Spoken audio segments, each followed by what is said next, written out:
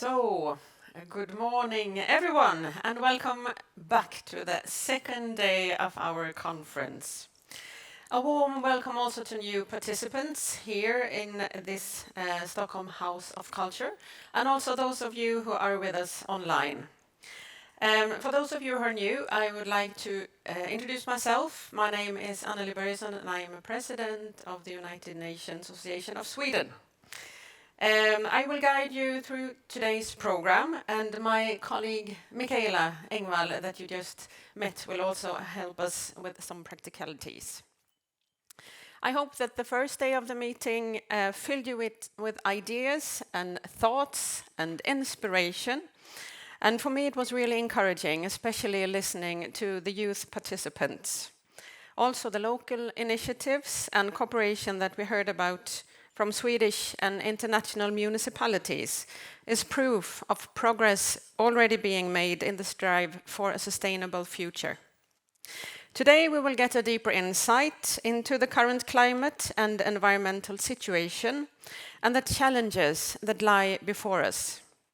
We will get a UN perspective on development and climate and an academic insight into economy and finance for a just future.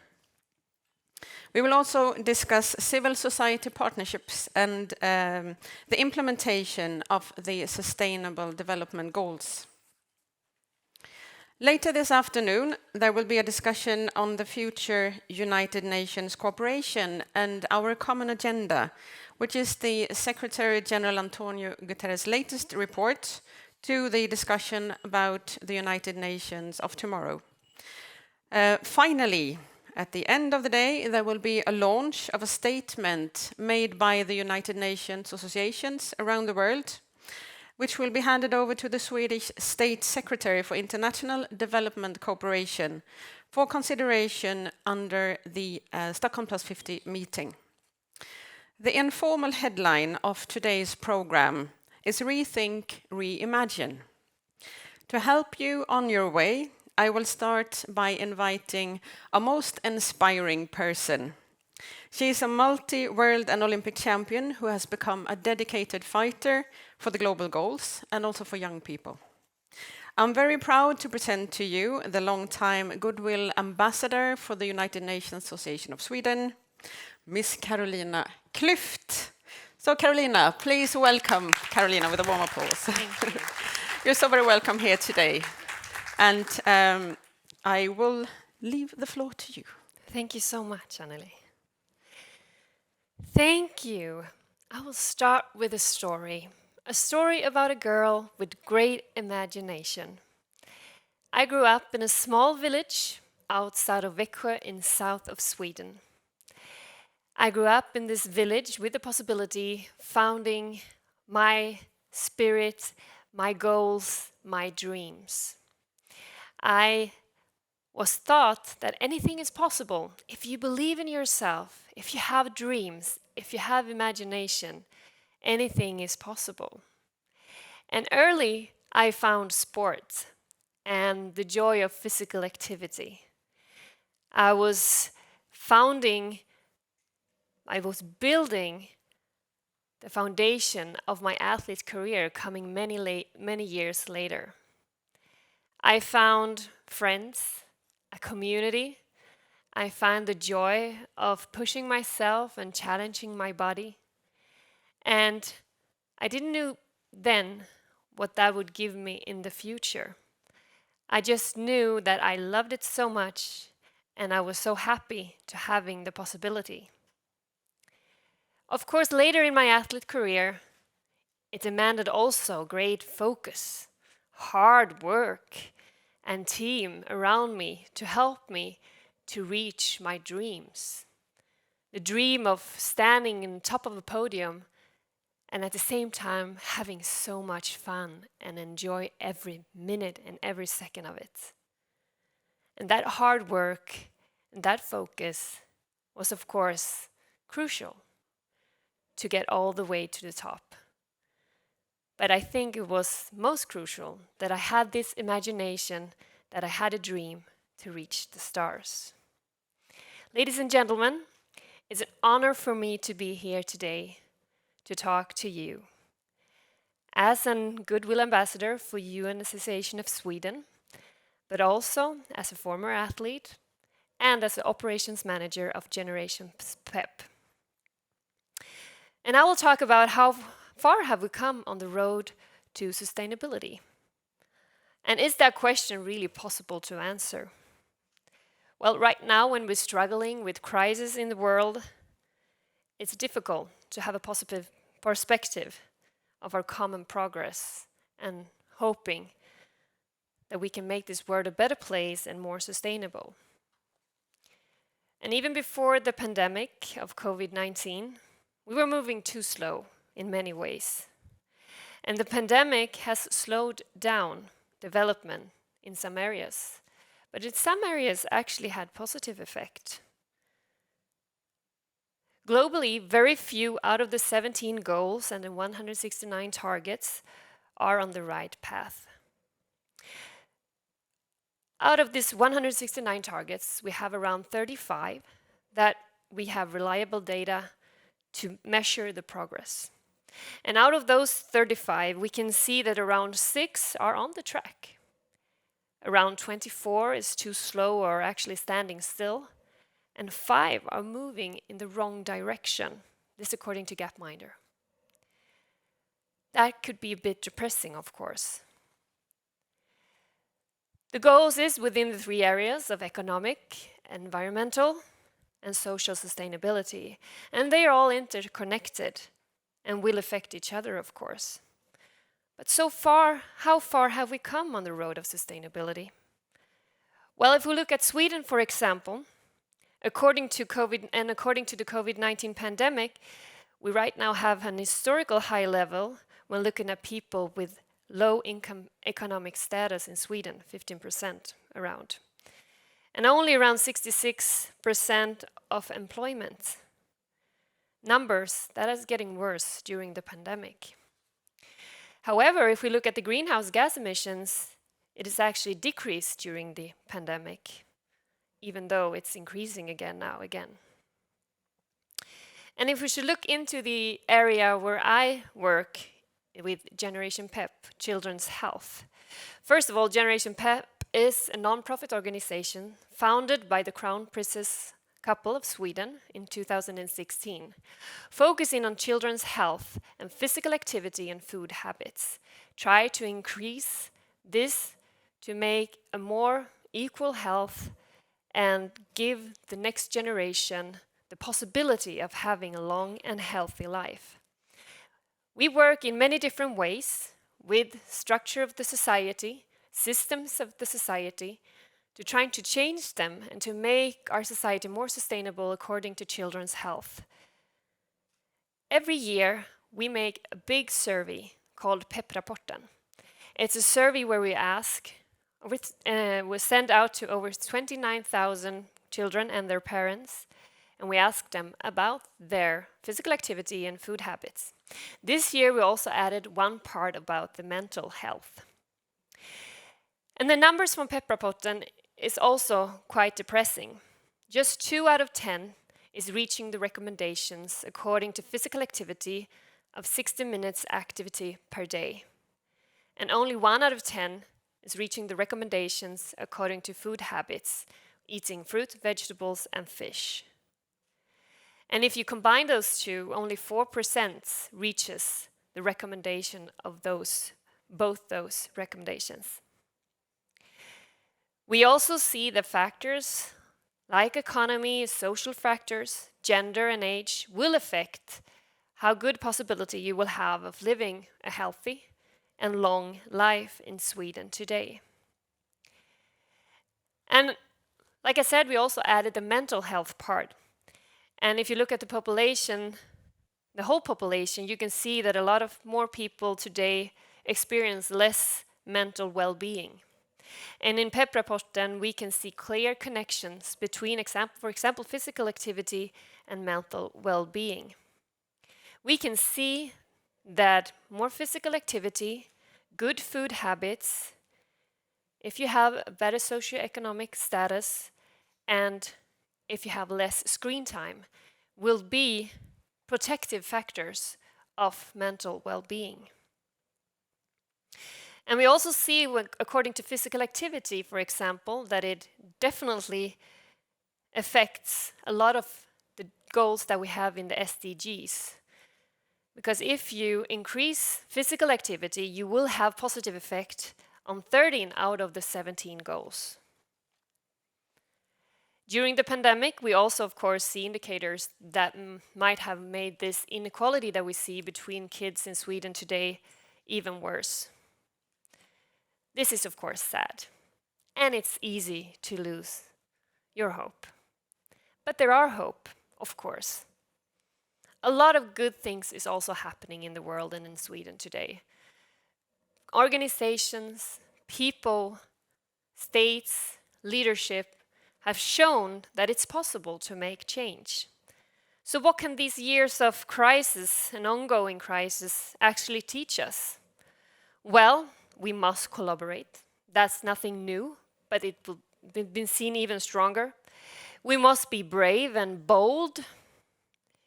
We need strong and good leadership. We can actually change habits fast. We have seen that during this pandemic. We've also seen that you can change policies fast if you really want. And we can invest to get out of crisis. We just need to be brave. We just need to make those decisions. And we need to focus and stay focused to make this change. So, how far have we come on the road of sustainability? Well, have I got any closer to the answer during these minutes? Maybe not. But maybe I don't need to find the answer. Because maybe we will never reach our final destination because the world is changing during the road. And maybe that's not the most important. The most important is that we all the time push ourselves even harder and further on the road. And that we stay on the road, we stay focused on the road, and we never, never stop trying to move forward.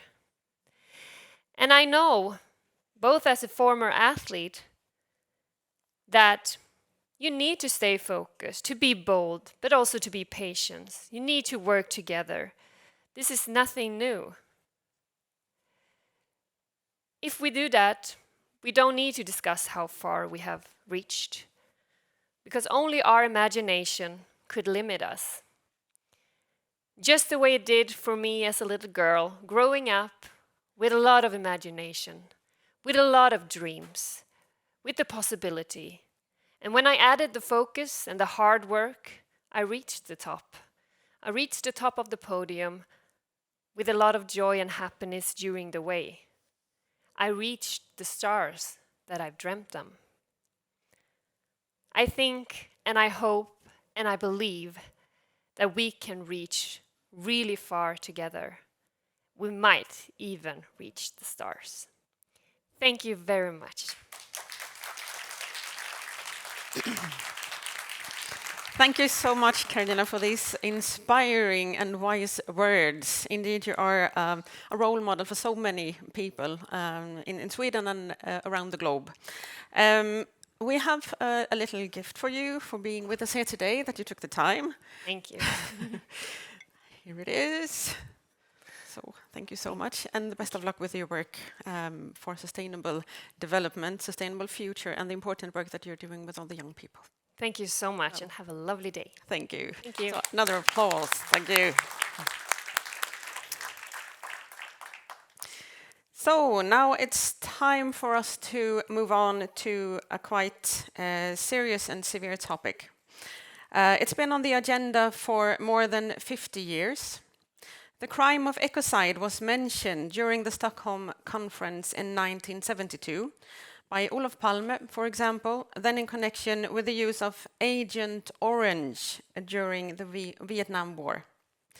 But what has happened since then?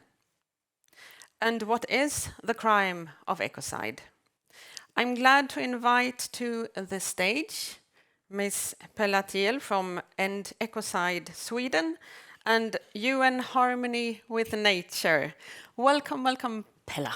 Thank you. Nice meeting you here today. Yeah, nice to meet you. So, I will give you the floor. So I'll just sit down and listen to you, and then we will talk a bit, I guess. Thank you so much. It's great to be here. Hello, everyone. Thank you for being a part of this incredibly important event that I believe Stockholm Plus 50 is. Oh, just det, you want me to talk and I'm there. Okay, there was this chair. There's so many furniture between me and you here, but okay. So as you said, this idea of making ecocide an international crime is actually an old idea. It's older than I am. And I can push buttons here.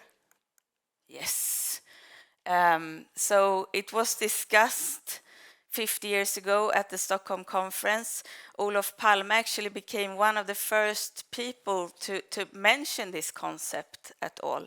And it was also a huge discussion in the civil society with people discussing ecocide law amongst themselves and how we could stop ecocide. And at this time, it was in the context of war. So the war in Vietnam and having ecocide as a violent act against people. That has since been outlawed. So we can no longer commit ecocide as a war act. This is still happening, but it's unlawful. There are international rules to hold people account, and this is a huge discussion now, of course, in the context of Russia and Ukraine. So what we are discussing now is that actually ecocide is also committed in peacetime. We are seeing ecocide being business as usual today, and that's why we have a sense of urgency when we gather like this.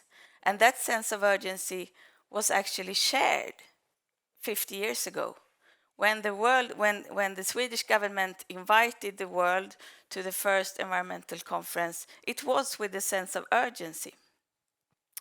I was visiting Birgitta Dahl, who was one of our first. She was the second Minister of the Environment in Sweden, and she's now quite old. She was a member of parliament at the time of the Stockholm conference, and she said that when the Swedish government, when this initiative was raised, and it was raised by women, they were actually mocked. Internally, nationally in Sweden, they were mocked by having this initiative to invite the world to an environment, a conference, the first conference to discuss what? The environment. Do you think world leaders will come to Stockholm to discuss the environment? Why would they do that? But they did. And now we know that the Stockholm conference was a milestone in the history of environmental policy. That's where the UN environmental policy started. But we haven't been living up to the sense of urgency that they felt in 72. We have a lot of policy on the international arena now. There are literally hundreds, even thousands of treaties and conventions on the environment. But yet here we are in a serious ecological crisis, in a sixth mass extinction. So what is lacking? I mean, we also know that. We know that there are a lot of nice words, we lack implementation. And that is where law comes in. And actually, criminal law, we don't have so much criminal law on the international arena because states are sovereign. So much of the law is on the national arena. But there is a framework for international law, and that is the Rome Statute governing the International Criminal Court in The Hague. And the crimes there are at the moment 4. So genocide, crimes against humanity, war crimes, crime of aggression, and what we are saying is that we need to amend this statute and include a 5th crime against peace, which is the crime of ecocide. And I have been working with this issue now for several years, and it's been kind of, I don't know, frustrating because actually, we have the institution. We can do this. We have a framework, which is not perfect because there are no perfect frameworks, but it's there. And it's actually not a difficult process to include a crime of ecocide. And this discussion started before I was born. And it was actually discussed a lot in the 70s, and then it went away from the international policy arena. And there was a great legal pioneer, British barrister Polly Higgins, who surfaced this discussion again about 10 years ago. And we have been knocking so many doors, and people have been saying, well, yeah, I mean, we all understand that we need to have frameworks that keep people accountable for their actions, especially the people who are in most power have to be accountable for decisions that impact the whole of humanity and the whole of life as we know it. But ecocide in the international criminal law, that's just, it's unthinkable. It won't happen. It's utopian. You can't do that. So I don't know. I still think that, if protecting nature, we know that every sustainability agenda that we have needs that we protect the living systems that we are part of. And this is becoming more and more salient for us as we understand, as those systems are breaking down, and we see the effects of that, and it's now going very, very fast. So I don't know, I just kept knocking doors for several years, including the door of the government. And now, since just 2 years, this issue has been exploding. The interest around ecocide law has been exploding recently. And it is especially since 1 year ago, June 2021, when an independent expert panel of legal expertise from all over the world gathered to provide the definition. So that's one of the most common questions that we're getting. But what is ecocide? What would it look like as a crime? So that's the question that the people in the independent expert panel tried to, I mean, they answered that. And the definition of ecocide as an international crime is very short. It fits the back of a business card. So ecocide in the Rome Statute of the ICC would mean unlawful or wanton acts committed with knowledge that there is a substantial likelihood of severe and either widespread or long-term damage to the environment being caused by those acts. This definition is well grounded in international law. So every word is carefully selected to be a part of the body of international law that we have today. And it's of course longer and a lot of comments, and I encourage you to check it out. But there it is. And for those of you who are not familiar with the ICC, in criminal law, and I'm an ecologist, so I'm not a lawyer, I'm not a specialist, I'm here because I love nature and I'm very worried about what we're doing to nature. But as I understand it, in criminal law, you target people, individuals. So while ecocide is mostly a corporate crime, it's mostly corporations who are the perpetrators of ecocide. You cannot have a company in court, or I mean you can, but the punishment will often be just fines, which companies today are actually budgeting for. So if you can make profit but you have to take a fine, well, that doesn't really affect your business so much. But in criminal law, the people who is to be accountable is actually an individual. So it would be the individual of highest responsibility of decisions that are causing ecocide or are likely to cause ecocide. And that would be people like governmental officials, of course, but also mostly CEOs and chairmen of boards. And to understand this, I have this picture in my head where, I mean, today we have a situation, so we are lamenting that we don't have a sustainable development and we have to do things and to create a sustainable society, but actually law does not support business to go in a sustainable direction. On the contrary, our laws today, they support growth and profit, and they enable destruction of ecosystems.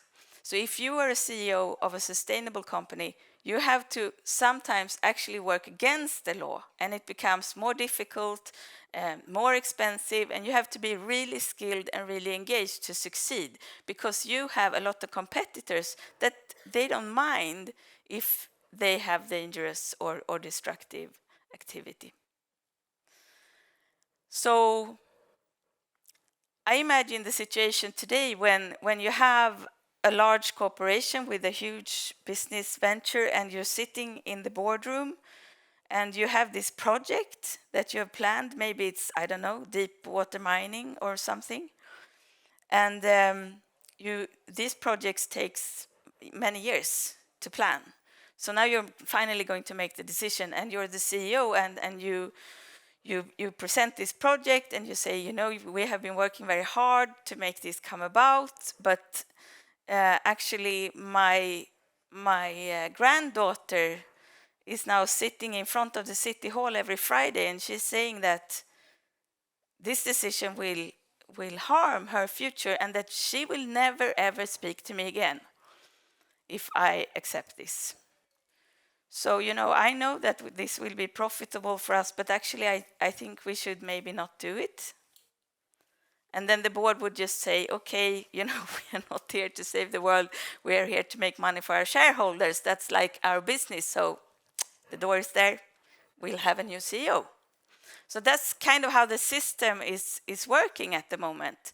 It's enabling this, it's encouraging these things to happen. While if ecocide was an international crime, or if it was about to be an international crime, which is the case today, the CEO would say, okay, you know, gentlemen, I know we've been planning this for a long time, but there's actually an international discussion going on now where what we are planning could potentially be an international crime. I could go to court in The Hague, and so could you, who is the chairman of the board. I don't think we want to do that. I don't want to do that. I don't think our customers want that. I don't think our shareholders want that. I think we should think again.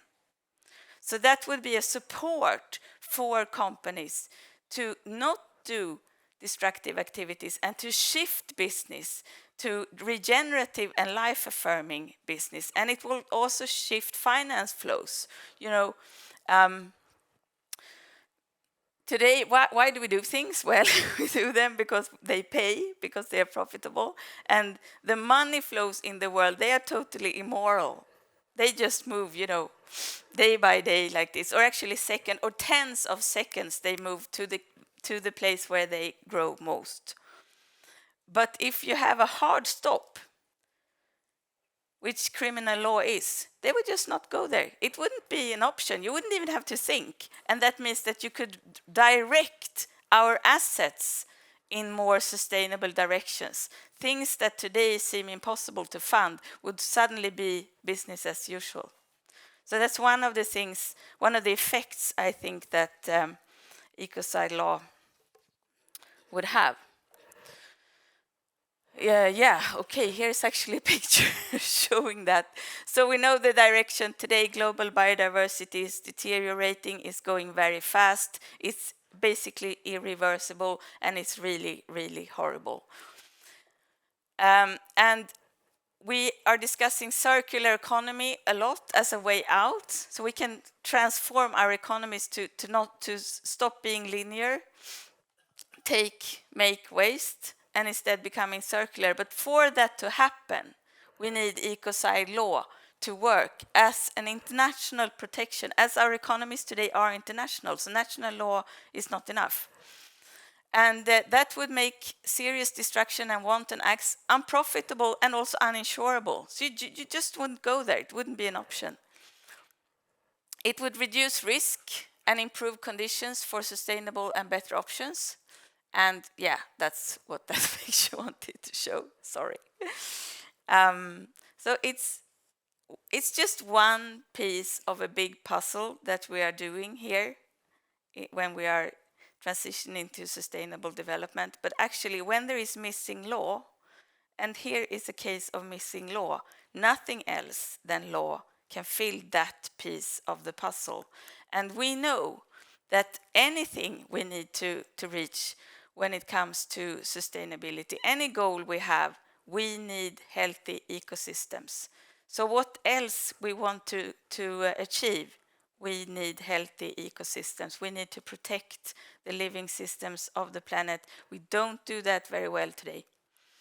I was moderating an event across the square here yesterday, and my kids were there, which was kind of emotional for me, because I know that, you know, in 50 years' time, they will be looking back on us today, as we are doing now, looking back on 72.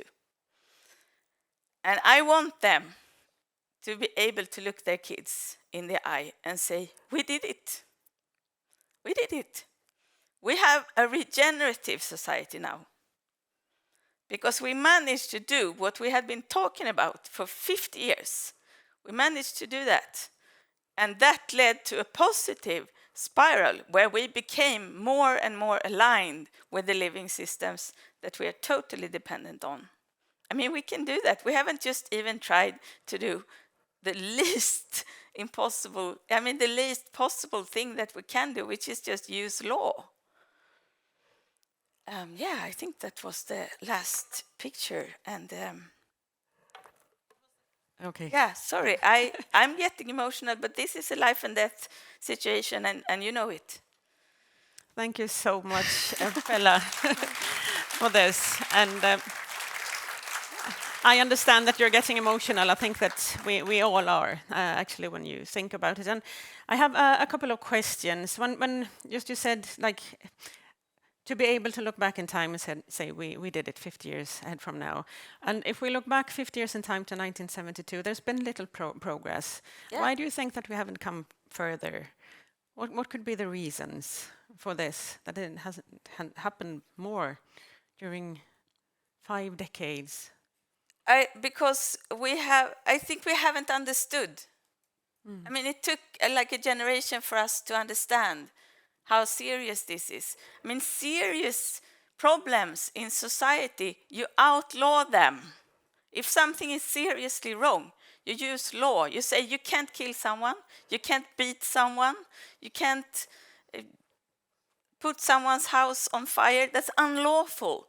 But for nature, we haven't done that. We have just written words on paper saying, yeah, we have promised to do this. But if we don't do it, nothing happens. Well, I mean, so we haven't, this is a source of great hope to me, that we know.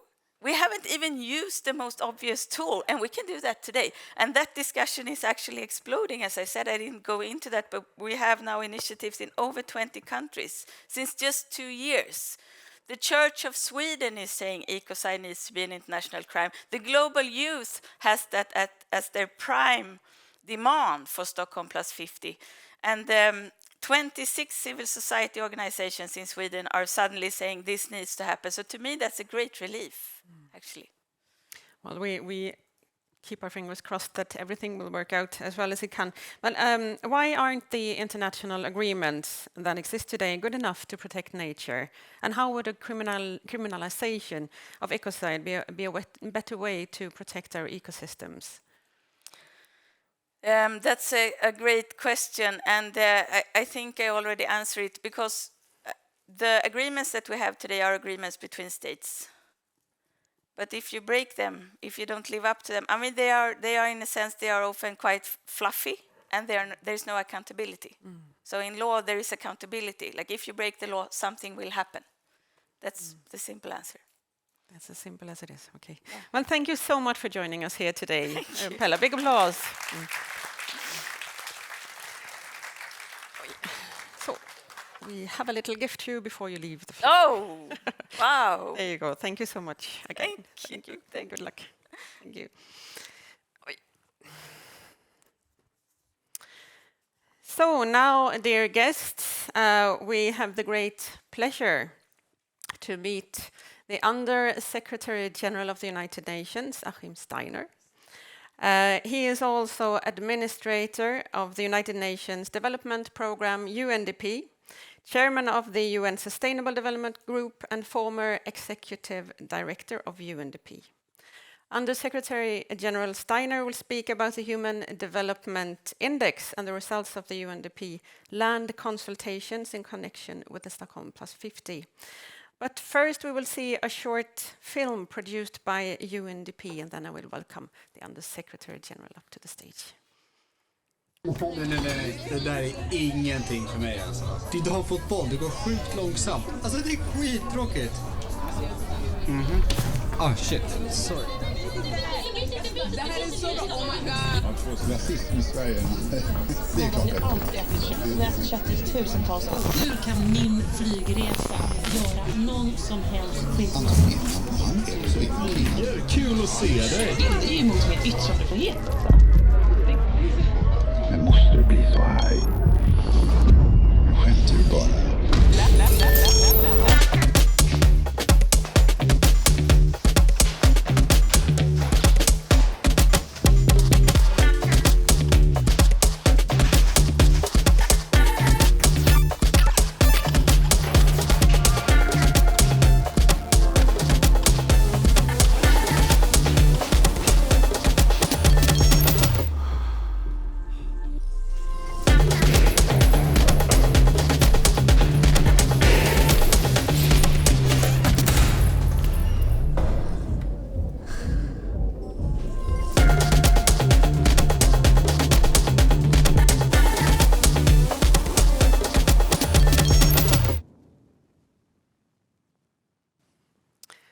So that was the short film, and then it's my very great pleasure then to welcome up on stage Under-Secretary General Achim Steiner.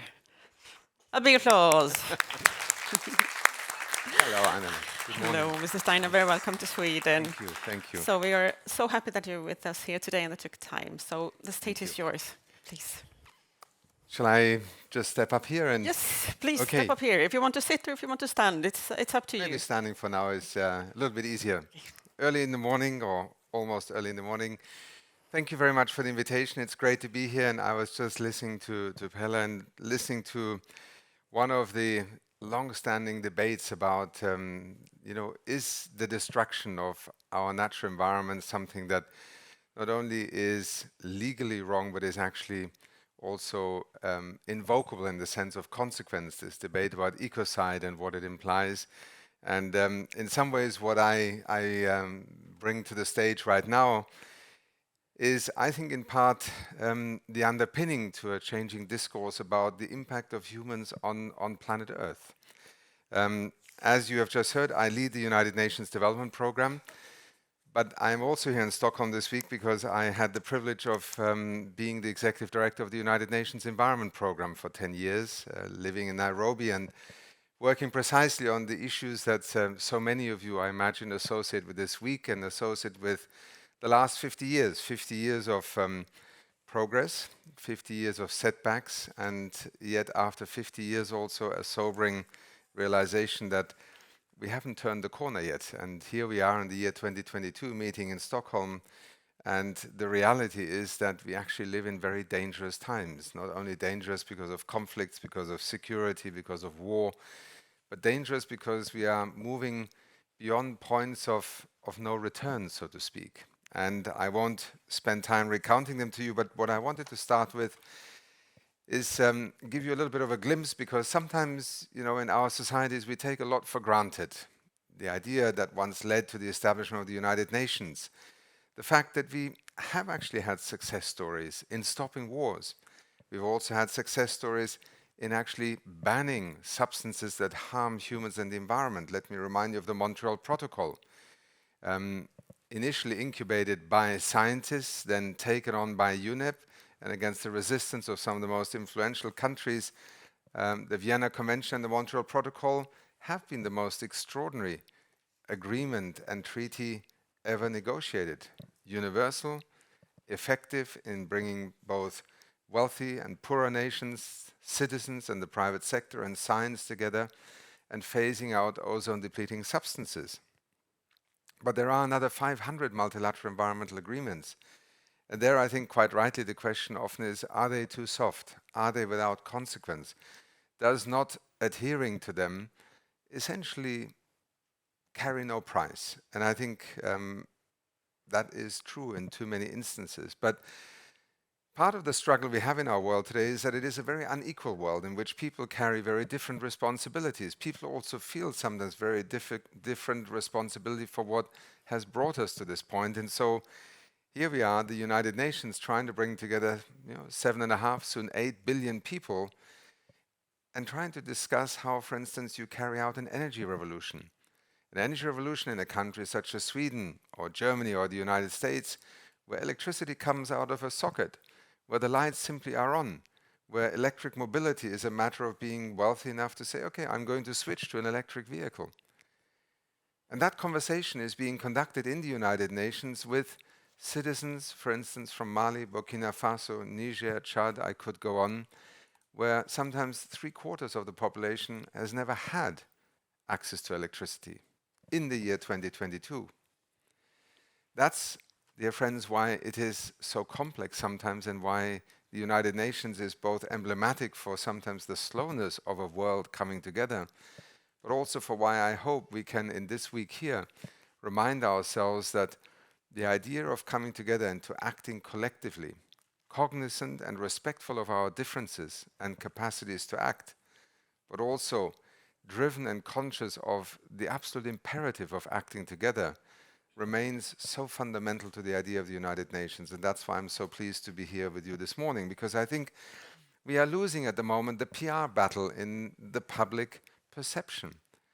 And this is a very strange phenomenon, because the UNDP Human Development Reports, now being published for over 30 years, maybe some of you have seen them. If not, I commend them to you. They are in many ways a narrative of how we have tried to change this notion of development, the paradigm of development, very human-centric until recently, but also very much rooted in a tradition that UNDP has brought to the development discourse, which is that you cannot measure human progress through the lens of economics alone, because that is what, for a large period of the post-Second World War period, was the singular yardstick for measuring human progress: per capita incomes. And this idea that a person is poor or not poor, depending on whether they're above $1.95 income per day or not, you all can relate to the oversimplification of this. Now, we need statistics, fair enough. But what UNDP did 30 years ago was to challenge this notion that there is a singular paradigm to measure human well-being. And that's where the Human Development Report was born originally. It introduced indicators such as health, education, and taking also the visionary thinking of great economists like Professor Amartya Sen, still alive today, still very much somebody who is at the forefront of challenging narrow economic definitions of progress.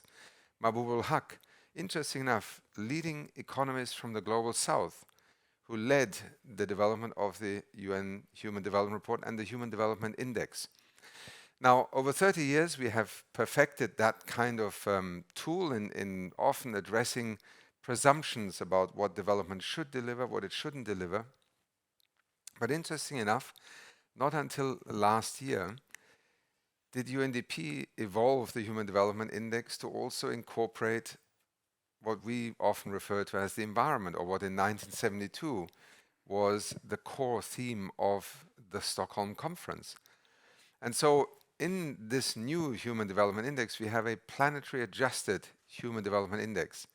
It's the first time that in the Human Development Report series, we bring that natural world, so to speak, our life support systems on the planet, into an index with human well-being the ability to live a life in which your capabilities are at the forefront and not your capital as you are counted and measured by an economy, for example. And I don't want to take time because we don't have the time to go into that in too much detail, but the reason I bring this to you is that the way we think about what happens next is in part also driven by how we understand what is happening to us, how we, yes, measure, because measuring things is part of understanding whether we are progressing or regressing, whether an issue that may seem a small problem suddenly becomes an existential problem. Climate change has moved from a little bit of emissions in the atmosphere increasing somewhere maybe 70, 80 years ago when people first began to pay attention to carbon dioxide. Today we are 8 years away from condemning literally hundreds of generations to no longer having the choice of reversing a trend. This is happened in less than, well, perhaps 2.5 generations. That is why trying to bring some rigor, some empirical measurements, but also science into public policy making is so important. And then we combine it with a conversation with people around the world. In the lead up to Stockholm +50, UNDP was asked by the Swedish government in partnership with UNEP to facilitate 160 dialogues across the world in about 50, 60 countries, inviting citizens to reflect on what it is that they would wish to bring and highlight in terms of a reflection about 50 years since Stockholm, and perhaps also with a view to the next 50 years. Now, in the next few days, you will see many of these ideas, thoughts, and feedbacks from around the world also being featured here in Stockholm. But let me just pick out 2 strands of thought that I think are extremely relevant to our moment in time.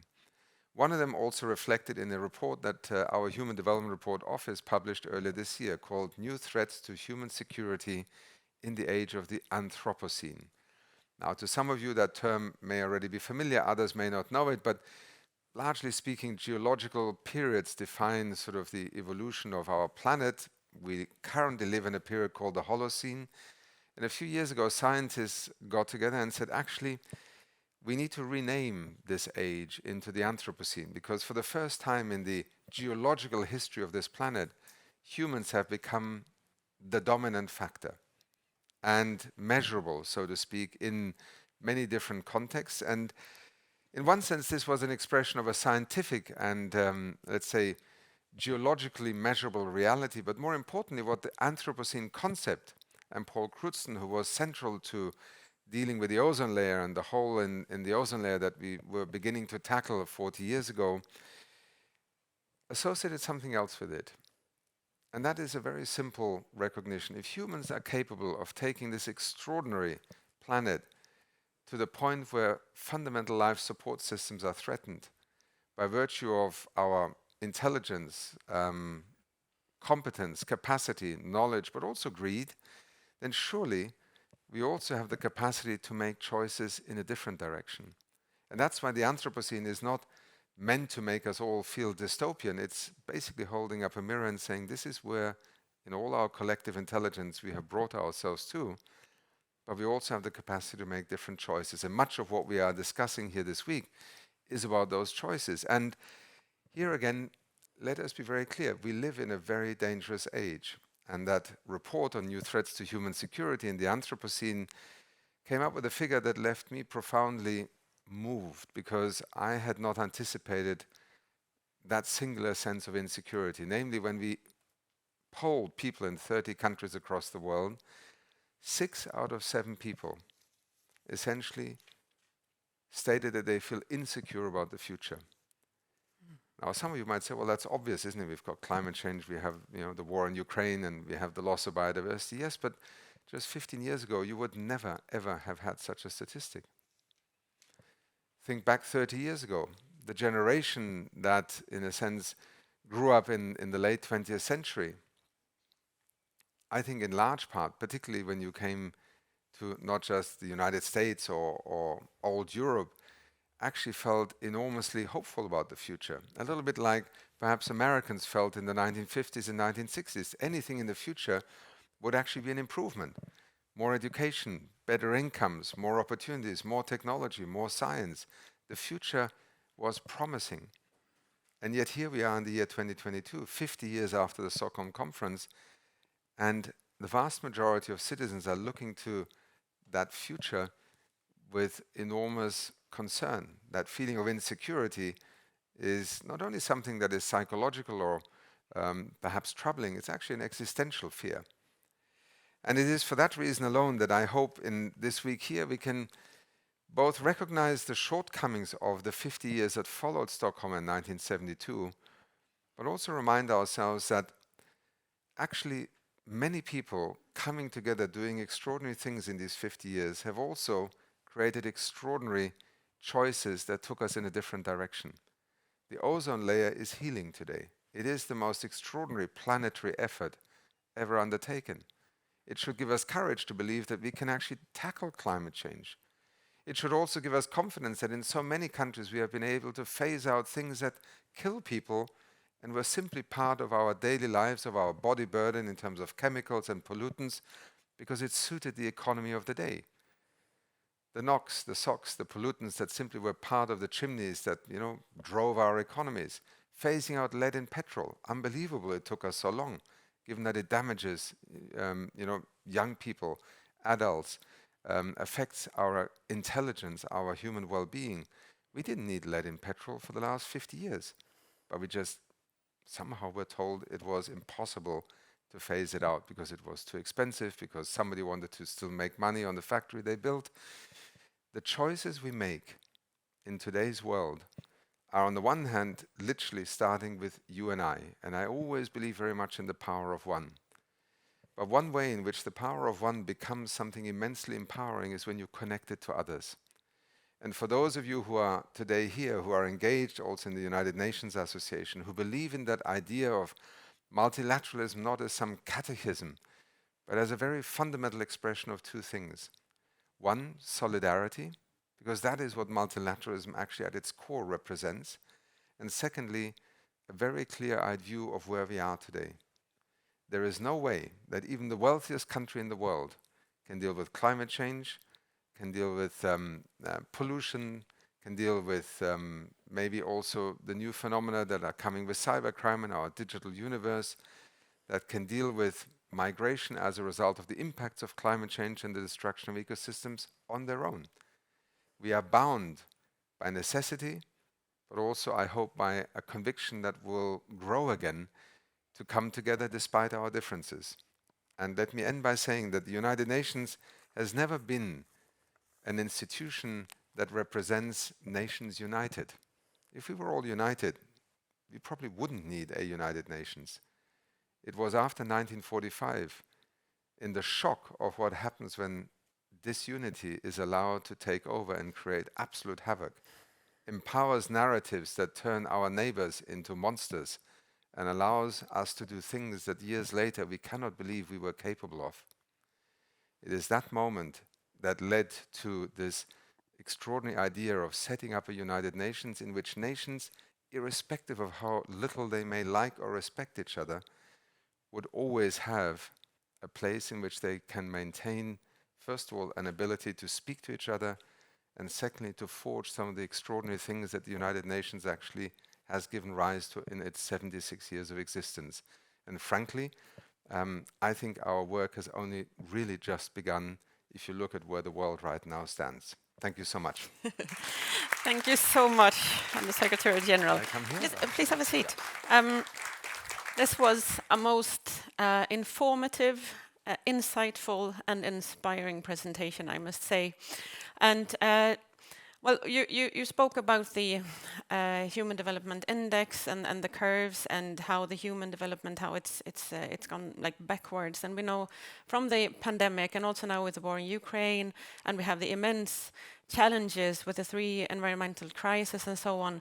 What, in your opinion, would be needed to get us back on track and to change this so that our children can have a future that we can, look forward to in a positive way? You mentioned the United States in the 50s and so on, when everything was, hopeful and so on, and now many people are afraid. And so, what would you They are Well, I the most think important steps. in the face of a world that has drifted back into far more conflict, disruption, and distress, I think we have to start with, first of all, how do we create space for those who feel that they have nothing left but to fight each other.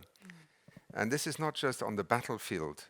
You know, in a country like Yemen today, the catastrophe that is unfolding in Yemen, in which UNDP and the United Nations are, with some NGOs, really the last backbone of an international solidarity, is not the people who are killed on the battlefield. It's the people who are killed because children aren't vaccinated, because there is not enough food, because healthcare systems don't work.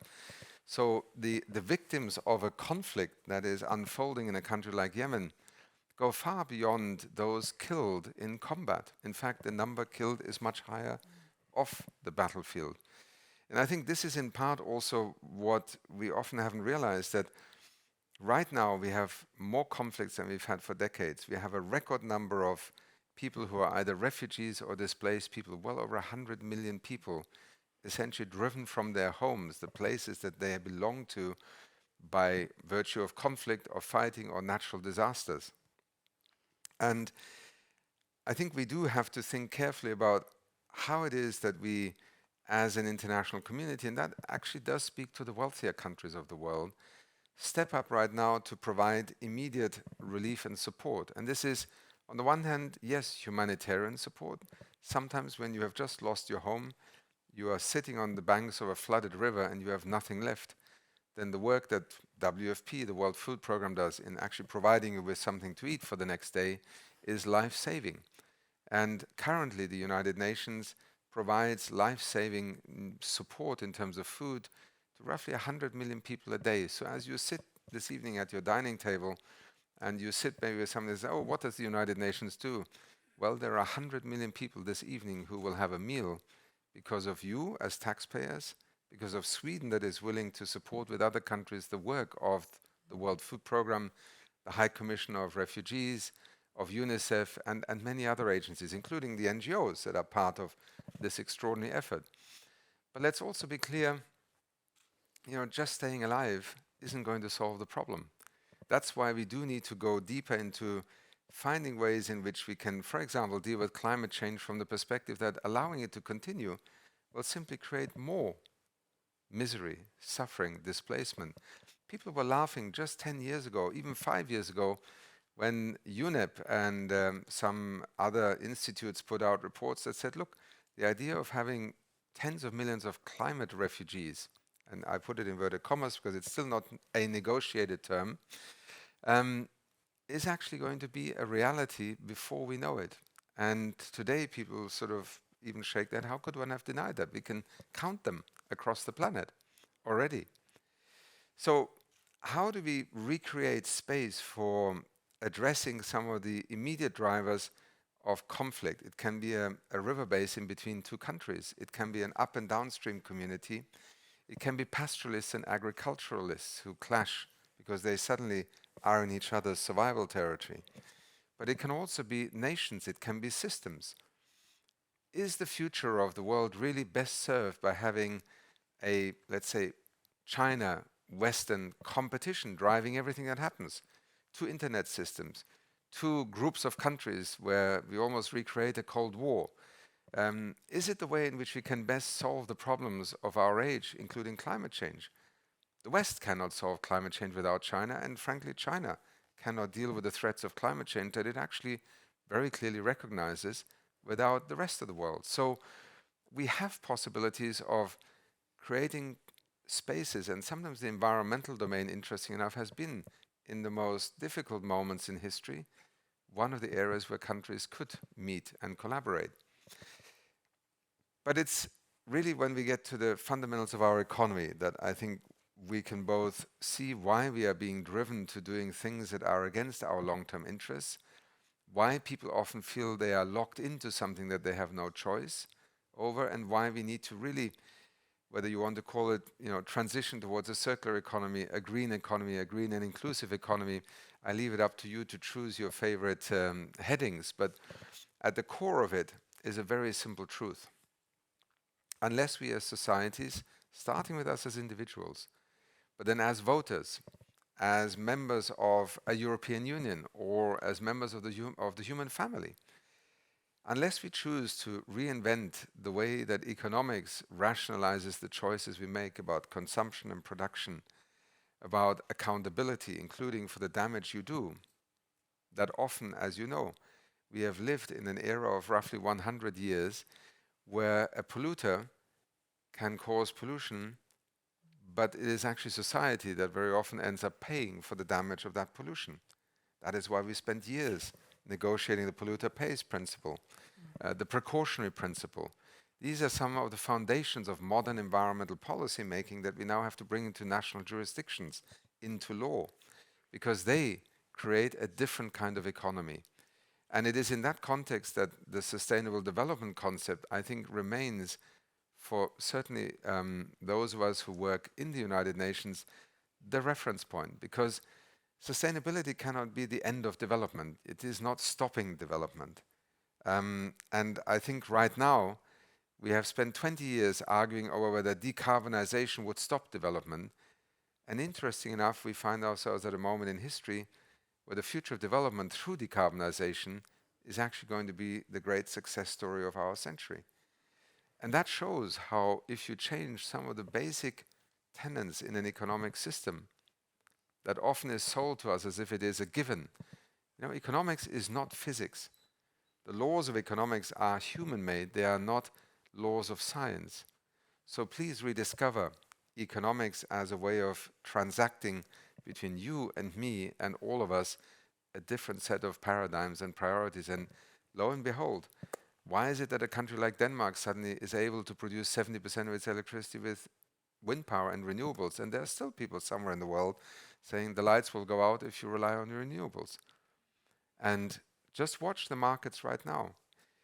The financial world will take just a few more weeks before it starts reinvesting massively in oil and gas exploration, because a lot of money can be made there.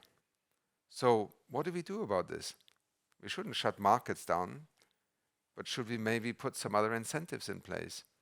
Because otherwise we will have a market-led short-term bonanza, so to speak, emerging on the back of a war. Let's also not forget about that, to lock us in another 30 years into the so-called, oh, we have invested in fossil fuels, we have to first of all get our return on investment. We have no time for that. And it all comes back to public choice and economics and, in a sense, the policies and legal frameworks we create. So my longer answer, in a nutshell, is change the rules of the game and you will get a different outcome. Thank you so much. We change the rules of the game and we get a different outcome. Very thank you. So thank you so much, Undersecretary General Thank you so Steiner. much. Thank you, and thank you for the work that you do also here in Sweden. Thank you Fantastic so much. to thank you. I have a small gift to you. Oh. Symbolic. It's olive oil. Oh, very nice. From Sweden? Uh, No, you don't I'm grow. not- This is climate change. You see, maybe you grow olives now here. No, from Italy. Okay, I'm really. Thank you so much. Bye bye. Thank you. Goodbye. Thanks a lot. Thank you.